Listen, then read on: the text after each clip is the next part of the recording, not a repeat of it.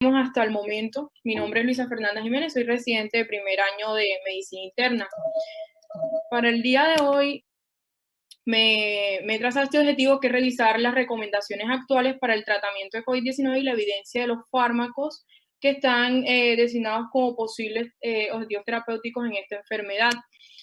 Me he trazado esta agenda, que consta de una breve introducción, manejo estándar para COVID-19, el tratamiento específico y finalmente mis conclusiones. Entonces, hablando muy brevemente acerca de la introducción, no voy a mencionar nada acerca de la epidemiología, ya que esto ya se tocó, sino que voy a mencionar de manera muy breve esta parte, que son los síndromes clínicos asociados al COVID-19, y esto para poder concatenar posteriormente la parte del tratamiento, ya que esto también va a tener como tal una charla completa sobre esta parte. Entonces, tenemos de que COVID-19 se puede manifestar en muchos síndromes clínicos. Esta es una gráfica de la Organización Mundial de la Salud en su reciente guía, que fue publicada este año, en la cual contamos de que esta enfermedad se puede manifestar como en una forma leve, como síntomas de trato respiratorio inferior, sin datos de enfermedad complicada. Como neumonía, que en el adulto se define como neumonía sin signos de neumonía severa o sin necesidad de oxígeno suplementario. Y estos signos de neumonía severa son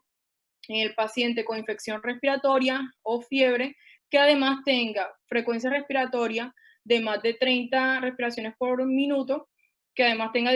respiratorio severo y que tenga una saturación menor o igual a 93%.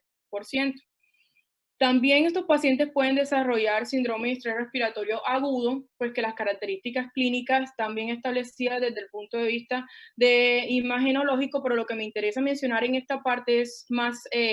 la clasificación de la gravedad que puede tener este espectro clínico, dado que algunas pautas terapéuticas están enfocadas específicamente pues a estos parámetros de severidad, y tenemos entonces que esto puede ser leve, moderado o severo. Leve cuando tenemos pues una PAFI entre 300 y 200, moderado cuando tenemos una PAFI entre 200 y 100 con una PIB más de 5 centímetros de agua o en paciente no ventilado, y hablamos de un SDRA severo cuando tenemos un índice de Kirchhoff o PAFI menor a 100 con una PIB mayor o igual a 5 o paciente no ventilado. También nos hace la aclaración de que si no contamos con la PO2, ya sé que no podamos observar pues, gases arteriales, no los tengamos a la mano, podemos utilizar el índice de SAFI, en el cual pues si tenemos un valor menor o igual a 315, esto nos sugiere de que el paciente esté con síndrome de estrés respiratorio agudo, inclusive pues en paciente no ventilado. También estos pacientes pueden evolucionar con sepsis y con shock séptico. Las definiciones son exactamente pues, las mismas que están actualmente establecidas por el Consenso de Sepsis 3 publicado en el 2016, pues que es una disfunción de órgano potencialmente mortal causada pues, por una respuesta irregular del huésped a la infección. Los signos clínicos de esta enfermedad pues ya los conocemos. Y el shock séptico, que pues se trata específicamente del paciente persiste con hipotensión a pesar de una adecuada reanimación hídrica, reanimación de volumen, y que requiere vasopresores para mantener una presión arterial media mayor a 65 y un lactato sérico mayor o igual a 2. Ahora, entonces, entremos en la parte del paciente con COVID-19 leve. Entonces, el paciente, este tipo de escenario es el escenario el más sencillo, el escenario más básico, y afortunadamente, pues, dado la tasa de mortalidad que tiene esta enfermedad, pues parece ser el más frecuente.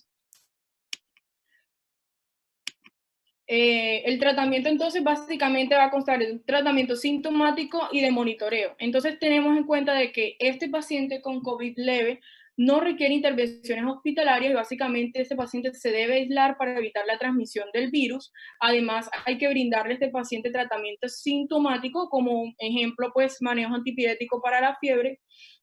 Y el otro punto no menos importante es la educación que se debe hacer pues, en este tipo de pacientes sobre los signos y síntomas de enfermedad complicada, dado que si desarrollan alguno de estos signos o síntomas, estos pacientes deben buscar atención urgente a través de los sistemas nacionales de referencia, que como lo mencionaba mi compañero ayer, debe ser pues por vía telefónica para que haya un equipo y lo valore. Ahora, entrando en el paciente con COVID-19 grave, entonces estos pacientes vamos a evaluar pues cada uno de los ítems que hay que tener en cuenta. Lo primero sería el manejo con oxígeno, ya que vemos de que estos pacientes son los que requieren oxígeno y que están desaturados.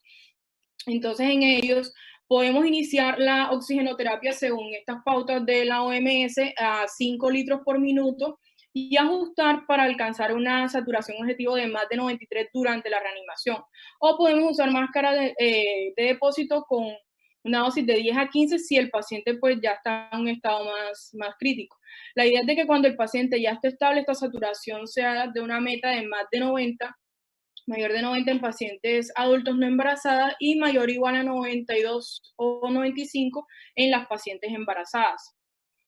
Con respecto a la monitorización, estas guías hacen especial énfasis en que estos pacientes al ingreso se deben utilizar puntajes médicos de alerta temprana, como ejemplo nos ponen el NewsTube, y a estos pacientes se les debe realizar las pruebas de laboratorio como hematología, la química básica, electrocardiograma, en aras de conocer pues si tienen algún signo de disfunción multiorgánica y establecer pues scores tanto de pronóstico como de mortalidad.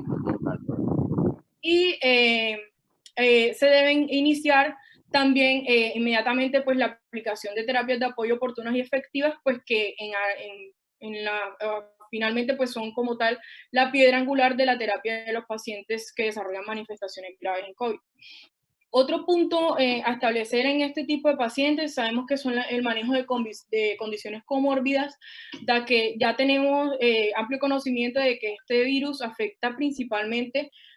los pacientes con una población etaria mayor, o sea, pacientes bastante comórbidos. Entonces, en este punto lo que hay que hacer es determinar qué terapias crónicas siguen y cuáles se deben suspender temporalmente, dado las posibles interacciones farmacológicas que tengan manejos previos de estos pacientes con manejos nuevos que se puedan instaurar en el paciente con la condición aguda.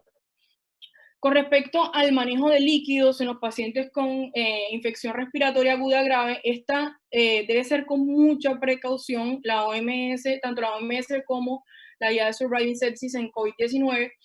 hacen especial énfasis en que esta reanimación no sea de manera agresiva, sino que se instaure un manejo conservador. Esto teniendo en cuenta que estos pacientes pueden evolucionar a SDRA y que también en los entornos donde haya menor disponibilidad de ventilación mecánica debe ser con mayor precaución pues este manejo de líquidos.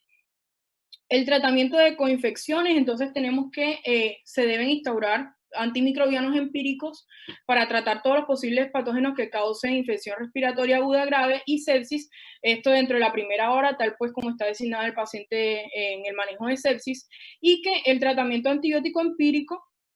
debe realizarse de manera como se establece convencionalmente, de acuerdo al diagnóstico clínico y el escenario. Es decir, si este paciente está en el contexto de una neumonía adquirida en la comunidad, pues el antibiótico debe ir dirigido a estos posibles patógenos, o si ha tenido pues contacto o factores de riesgo para gérmenes pues multidrogoresistentes, ya se debe enfocar la terapia de esa manera. También tener en cuenta los datos epidemiológicos locales y de susceptibilidad y las pautas nacionales de tratamiento pues que tenga cada hospital o a nivel nacional lo que estén ya establecidos. Ahora, también hay otro punto que hay que considerar y es el inicio de un inhibidor de la neuroamidasa, específicamente pues el oseltamivir, en los pacientes pues en áreas de circulación local de influenza estacional, pacientes severos, para tratar pues también la infección por influenza. Y ya sabemos de que la terapia empírica antimicrobiana debe reducirse de acuerdo pues a los resultados de microbiología y de acuerdo pues a la evolución clínica según el juicio pues del médico tratante. Ahora, continuando con el paciente con COVID-19 crítico, entonces vamos a hablar primero de este escenario que es el paciente con SDRA. Recientemente pues salió este artículo en JAMA que pues nos habla acerca de cuáles serían las pautas a tener en cuenta en el paciente con COVID-19 severo y con SRA. Entonces estas son pautas realmente convencionales que se deben instaurar y son estrategias de fluidoterapia pues conservadoras, la terapia empírica que se debe realizar de forma temprana para neumonía, para posible neumonía, considerar ventilación mecánica temprana, las estrategias de ventilación protectora, realizar pues ventilación en prono y considerar ECMO si el paciente lo requiere. Ahora, modificaciones del cuidado usual en paciente con SRA y COVID, y es que estos pacientes claramente deben ser admitidos en habitaciones privadas, tanto como sea posible, de que deben utilizar máscaras faciales para pacientes sintomáticos durante el traslado y pues el manejo de estos pacientes, que se debe mantener una distancia de al menos 2 metros entre los pacientes, que se debe tener mucha precaución con respecto al uso de oxígeno de alto flujo o de ventilación mecánica no invasiva, dado el alto riesgo pues, de dispersión de aerosol, de gotitas en las cuales pues se pueda hacer dispersión del virus, y pues también al personal médico, los clínicos que estén involucrados en el tratamiento de estos pacientes deben tener especial consideración con el uso de máscaras de tipo N95 y protección ocular. Ahora, también pues en esta parte nos mencionan que actualmente no hay terapias efectivas para el tratamiento de COVID-19 antivirales o inmunomoduladores, y pues que a estos pacientes se les debe preguntar si desean participar pues en ensayos clínicos para posibles terapias en esta enfermedad. Entonces, con respecto al SRA, puntos clave que hay que reconocer, hay que tener muy en cuenta pues la clínica del paciente, el paciente que potencialmente tenga riesgo de requerir ventilación mecánica, y que hay que estar preparado pues para brindarle soporte avanzado y ventilación. Y especial énfasis también en la guía de Surviving Sepsis es que esta intubación endotraqueal debe ser realizada por el personal, el personal más experimentado pues, en el manejo de vía aérea, y esto como una recomendación de buena práctica clínica para minimizar el número de intentos y el riesgo de transmisión. En esta tablita pues resumo básicamente las recomendaciones en ventilación mecánica en el paciente con SRA, y son las medidas de ventilación protectora. Entonces, en estos pacientes vamos a tratar de utilizar un volumen de diálogo corriente entre 6 a 8 mililitros por kilo de peso predicho. También se recomienda de que utilicemos estrategias de PIB altas sobre bajas en el paciente con SRA moderado a grave. Entonces, en este escenario podría ser una PIB de entre 6 a 8. Si se utiliza una PIB mayor a 10, hay que tener mucha precaución y monitorizar muy bien al paciente por el riesgo de inestabilidad hemodinámica y de barotrauma. Pues también cabe resaltar de que esto debe ser, si en lo posible, por el personal más experimentado, de que se debe tener una estrategia de una presión plató menor a 30 centímetros de agua. Ellos hacen también recomendación de que esos pacientes con SRA se les haga ventilación en prono durante 12 a 16 horas y utilizar maniobras de reclutamiento alveolar, dentro de las cuales se desaconseja el reclutamiento en escalera, pero las otras sí se pueden utilizar. Entonces, como precauciones a tener en este tipo de pacientes, había mencionado brevemente anteriormente en esta charla,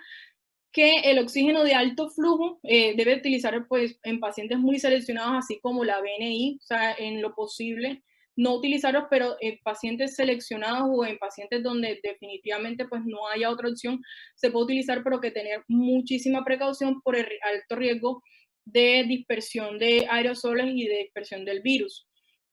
Y pues también este tipo de pacientes tienen alto riesgo de deterioro clínico, por lo cual hay que tenerlos muy bien monitorizados. ECMO es la estrategia de ventilación por membrana extracorpórea. Esta es un resumen de los criterios que están escritos en el handbook de COVID-19 de prevención y tratamiento que crearon la comunidad en China. Y ellos establecen de que cualquiera de estos escenarios que el paciente presente, ese paciente es candidato para ECMO. Entonces tenemos un paciente con una PAFI menor a 80, independientemente de la PIB que tenga.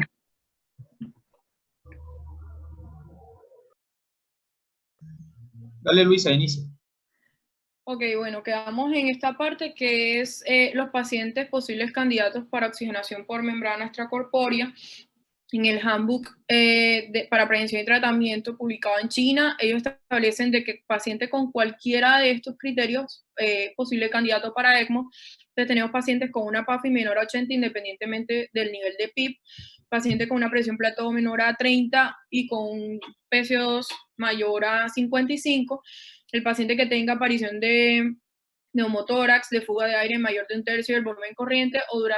con una duración mayor a 48 horas, y el paciente inestable hemodinámicamente con requerimiento de noradrenalina, además de un microgramos por kilo minuto. Entonces, ahora continuando con el paciente en el escenario de shock séptico, tenemos entonces pues que estas pautas no distan del manejo convencional para el paciente con shock séptico. Entonces tenemos de que dentro de la monitorización, utilizar parámetros dinámicos sobre parámetros estáticos es una de las recomendaciones, tanto en la guía de la OMS como en la guía de Surviving Sepsis. Los parámetros dinámicos, utilizar pues también pues dentro del juicio clínico el llenado capilar, el paciente pues con la temperatura, la medición del lactato. Y también en esta parte hacen énfasis en la estrategia conservadora de líquidos sobre liberal. Específicamente la OMS recomienda que se utilicen bolos de 250 a 300 ml cada 15 o 30 minutos y mirar pues la evolución del paciente y no hacer manejo agresivo de líquidos. Dentro de la elección de cuál líquido utilizar, pues se prefieren los cristaloides sobre los coloides en el paciente en reanimación aguda. Y dentro específicamente cuál cristaloide utilizar, se prefieren las soluciones equilibradas o tamponadas sobre los cristaloides no balanceados. Por ejemplo, utilizar preferiblemente Plasma Light o Harman en vez de solución salina. Hacen una recomendación pues en contra sobre el hidroximetilacetato, dextranos, albúmina o gelatinas en el paciente durante la reanimación aguda. Ahora, respecto a los vasopresores, la terapia de primera línea, norepinefrina, si no contamos pues con este medicamento, podemos utilizar como primera línea vasopresina o epinefrina. No se recomienda el uso de dopamina ninguna pues de las guías actuales sobre el manejo del shock séptico, básicamente pues el alto riesgo de eventos adversos como arritmias que pudiesen desencadenar eventos desfavorables en el paciente. Y otra recomendación es adicionar vasopresina como agente de segunda línea, titulando la dosis de noradrenalina si no se logra una meta de PAN con norepinefrina sola. Es preferible utilizar un segundo agente, aumentar las dosis dados los efectos adversos que pueden tener los vasopresores. La idea es que tengamos una meta de presión arterial media de 60 a 65 en lugar de objetivos más altos, pues en el paciente que estemos utilizando vasopresores por el riesgo, como venía comentando, pues de los eventos adversos posibles asociados a este tipo de medicamentos. Ahora, si el paciente presenta disfunción cardíaca o persistencia de hipoperfusión a pesar pues de la reanimación con líquidos de noradrenalina, podemos agregar dobutamina en lugar pues de aumentar la dosis de noradrenalina. Y en los pacientes con COVID-19 y shock refractario, la misma recomendación del paciente convencional es que se puede utilizar dosis bajas de corticosteroides como ahorrador de vasopresores. También en la guía de la OMS hacen especial recomendación sobre la prevención de posibles complicaciones asociadas pues, al manejo en la unidad de cuidados intensivos y se refiere a la reducción de días en ventilación mecánicas. Entonces, pues hacen todas estas recomendaciones para prevenir, pues, como tal, la prolongación de los días de ventilación mecánica en estos pacientes, reducir la incidencia de neumonía asociada a la ventilación mecánica, reducir la incidencia de tromboembolismo pulmonar, pues ya pues con las estrategias de profilaxis ya sea farmacológica o mecánica, reducir las infecciones del torrente sanguíneo asociado a catéter,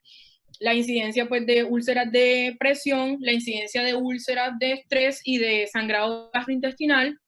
por lo cual pues ellos recomiendan pues administrar bloqueadores de histamina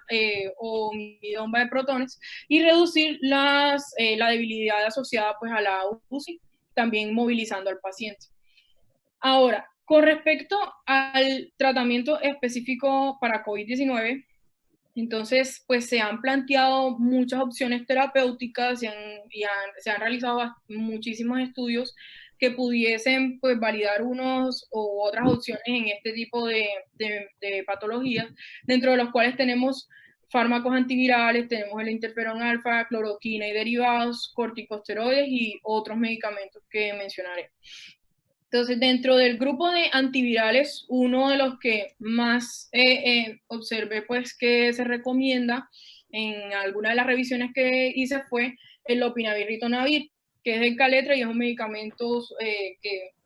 tiene su mayor uso pues, en los pacientes con infección por VIH. Sin embargo, recientemente traigo este artículo que fue publicado en New England Journal of Medicine este mes, que fue un artículo que tuvo como un objetivo primario el tiempo de mejoría clínica. Esto estaba dado pues por una escala de 7 categorías o el alta vivo del hospital, lo que ocurriera primero. Esta escala pues estaba monitorizada por enfermeras y básicamente era la mejoría pues de 2 puntos en esta escala. Los criterios de inclusión que tuvo este estudio fue pacientes que fueran positivos para COVID-19 y esto a través pues de una RT-PCR para SARS-CoV-2 en una muestra de trato respiratorio y que fuesen pacientes mayores de 18 años con neumonía confirmada por imágenes y una saturación menor o igual a 94 o una PAFI menor o igual a 300. Dentro de los criterios de exclusión, ellos tuvieron en cuenta decisión del médico tratante que por alguna razón pues considerara que el paciente no era candidato al estudio, cualquier afectación que no permitiera seguir el protocolo de forma segura, pacientes con alergia conocida al medicamento, con hipersensibilidad conocida al fármaco, pacientes con enfermedad hepática grave, mencionan básicamente pacientes con cirrosis o con elevación de transaminasas mayor a 5 veces el valor normal, el uso de medicamentos contraindicados con el uso concomitante del lopinavir y ritonavir y que no pudiesen ser suspendidos durante el tiempo de seguimiento del estudio, pacientes en embarazo o lactancia y los pacientes con infección conocida por VIH o que hubiesen recibido este tipo de medicamentos previamente, pues por el riesgo de resistencia al fármaco. Entonces, en el estudio lo que se hizo fue la administración del lopinavir ritonavir, 400 miligramos, 100 miligramos 2 veces al día, más atención estándar versus atención estándar sola durante 14 días. ¿Qué observaron ellos? Entonces, como les había mencionado, el punto primario era la mejoría clínica, y el alta vivo, es decir, el alta en mortalidad. Y en esta curva de Kaplan-Meier pues, se observa pues, de que en el grupo de lopinavir y ritonavir no hubo una diferencia estadísticamente significativa con intervalo de confianza del 95% en este punto. También en esta gráfica que muestra pues la carga viral con respecto a los dos grupos, en los días de muestra 1, 5, 10, 14 y 21 no hubo tampoco una diferencia estadísticamente significativa entre el grupo de lopinavir y ritonavir y el grupo control con respecto a la disminución de la carga viral. Entonces, los resultados de este estudio fue que no se cumplió los objetivos primarios, que fue la aceleración significativa de la mejoría clínica, ni redujo mortalidad, ni tampoco, pues, dentro de los objetivos, la detección del ARN viral en pacientes con COVID grave. Sin embargo, pues, en un análisis post-hoc, se observó que hubo una reducción de la mortalidad en los pacientes tratados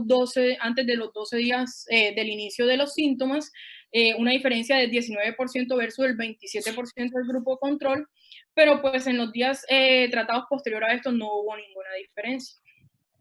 Otro de los antivirales, pido disculpas acá con el título, otro de los antivirales que se utilizan y que han estado en estudios es el favipiravir, para COVID-19. Este fue un estudio que evaluó, el previo fue un estudio de lopinavir y ritonavir versus manejo estándar, y este sí fue un estudio que evaluó los dos retrovirales, que son favipiravir y lopinavir ritonavir. Entonces, este estudio incluyó 80 participantes en un grupo etario de 16 a 75 años que tuviesen COVID confirmado. Se asignaron 35 participantes al grupo de favipiravir y 45 participantes al grupo control, que fue el lopinavir ritonavir. Este fue un ensayo no aleatorizado, abierto, y lo que se encontró, pues lo que podemos observar en esta curva, en la gráfica de Kaplan-Meier, fue que a favipiravir le fue mejor en este estudio con respecto pues, al grupo de control de lopinavir ritonavir, específicamente porque el objetivo de este estudio era el aclaramiento viral al cuarto día de tratamiento, y se observó en favipiravir en mayor medida que en el grupo de lopinavir, que se observó pues, el aclaramiento más a nivel del 11º día. También dentro del estudio pudieron verificar de que estos pacientes con favipiravir hubo una mejoría imagenológica pues, en el seguimiento con TAC de tórax con respecto a los pacientes con lopinavir y ritonavir, esto con una diferencia, con una P estadísticamente significativa. Y las reacciones adversas, además, fueron menores en el brazo de favipiravir con respecto al lopinavir, también con una P estadísticamente significativa. Bueno, otro de los medicamentos que les había mencionado que también se han utilizado frecuentemente es el interferón. Esta es una guía que encontré donde recomiendan el uso del interferón a una dosis de 5 millones de unidades 2 veces al día. Y hay muchos otros estudios donde mencionan el uso de interferón alfa, pero en todos estos estudios se menciona en combinación con antivirales o con hidroxicloroquina, ninguno pues como tal el interferón solo, o sea que es como tal un tratamiento coadyuvante. Y específicamente, como podemos observar, no solamente en estos estudios, sino múltiples estudios, es el tratamiento coadyuvante que más se menciona, pero no está recomendado por la guía de Surviving Sepsis y la Universidad de Wuhan sí hace una recomendación débil a favor con la dosis que está establecida en la guía de 5 millones de unidades internacionales 2 veces al día. Ahora, pues también resaltar, como les venía mencionando, que esta dosis fue usada como parte del cuidado estándar y siempre combinado con otras estrategias de tratamiento, nunca solo. Ahora, con respecto a cloroquina y derivados de cloroquina, recientemente también salió este estudio que, bueno, realmente ha tenido bastante optimistas a todos los profesionales de la salud y todos los que están involucrados en la atención de esta enfermedad, dado que este fue un artículo que fue publicado en el Journal of Antimicrobial Agents, que evaluó hidroxicloroquina y acitromicina en el tratamiento de COVID-19, y fue un estudio que tuvo como objetivo primario el aclaramiento virológico al 6º día después de la inclusión de los pacientes. Ellos incluyeron pacientes que tuviesen COVID-19 confirmado y que tuviesen una edad mayor a 12 años, que fuesen portador nasofaringio documentado de SARS-CoV-2 al ingreso, cualquiera que fuese su estado clínico, y dentro de los criterios de exclusión, pacientes con alergias a hidroxicloroquina o cloroquina, pacientes con retinopatía, deficiencia de glucosa 6-fosfato deshidrogenasa, pacientes con QT largo, que sabemos que esto es uno de los más peligrosos efectos adversos de este medicamento, embarazadas y lactancia. El esquema fue dado de la siguiente manera: se les administró a estos pacientes hidroxicloroquina 200 miligramos cada 8 horas por 10 días, más acitromicina. Se le dio una dosis de 500 miligramos al primer día y luego se continuó una dosis de 200 miligramos por día. ¿Qué se encontró? Lo que se encontró es que, como observamos en esta gráfica, la gráfica de verde nos muestra de que hubo al 6º día, que fue el objetivo primario, un aclaramiento del 100% del virus en el grupo que recibió la combinación de hidroxicloroquina con acitromicina,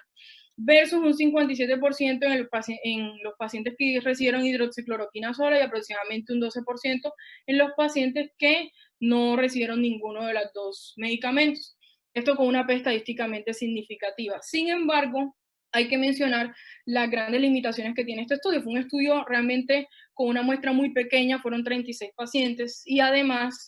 pues fue un estudio que no fue ciego y no fue aleatorizado, entonces esto ha hecho de que realmente sus resultados sean bastante controversiales. Con respecto a los corticoides, se ha estudiado básicamente porque desde el punto de vista fisiopatológico en la enfermedad por COVID se puede desencadenar lo que es la tormenta de citoquinas y que pudiese tener un efecto benéfico el uso de corticoides. Guías chinas lo recomiendan, algunas otras también pues que mostraré más adelante también recomiendan su uso. Básicamente, su recomendación, esta es una recomendación clara de la guía de Surviving Sepsis, es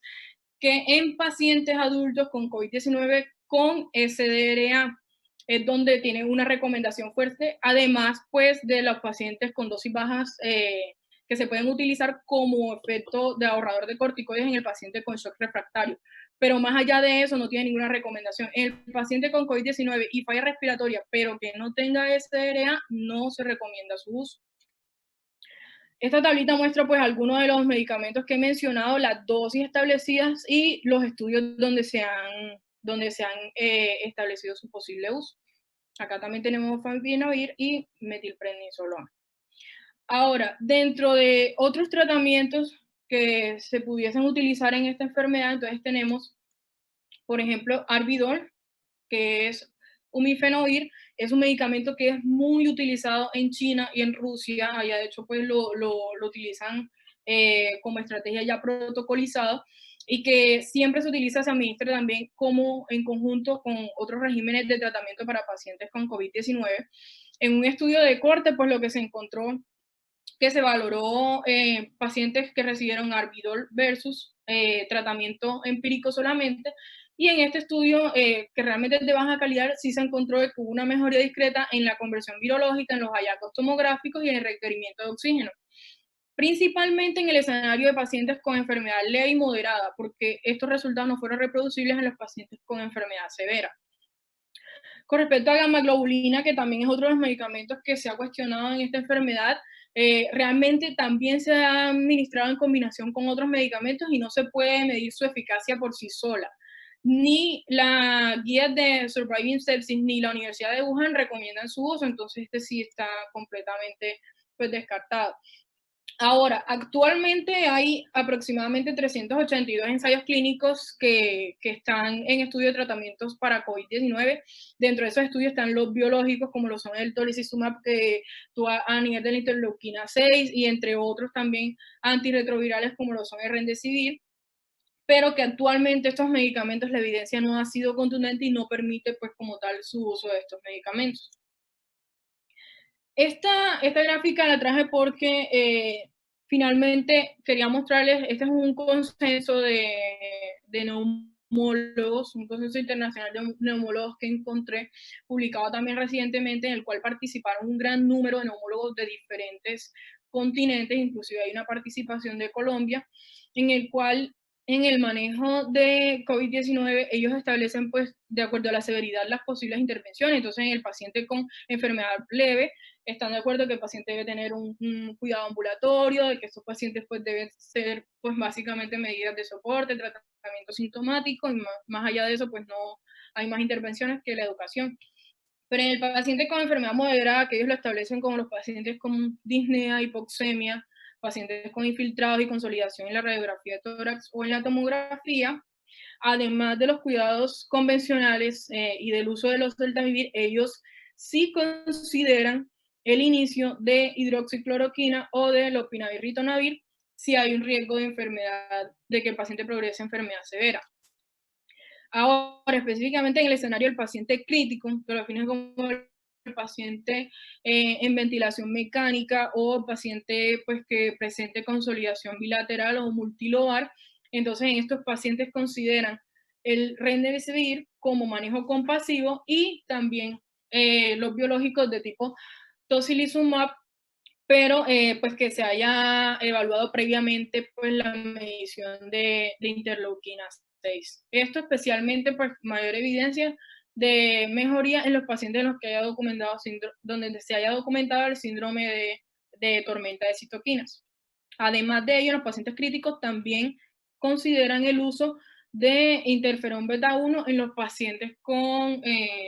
unidades de cuidados intensivos, manejo refractario o con evolución progresiva, siempre en combinación con antivirales o con hidroxicloroquina. Este también lo traje porque son como ejemplos de escenarios que tiene establecido el handbook de pacientes en China. Entonces ellos ponen, por ejemplo, este serían las órdenes médicas de un paciente con COVID-19 con una enfermedad leve. Entonces, además de las medidas de los exámenes que se deben realizar en estos pacientes, ellos consideran manejo de entrada en el paciente con enfermedad leve con Arbidol, con lopinavir, ritonavir y con interferón.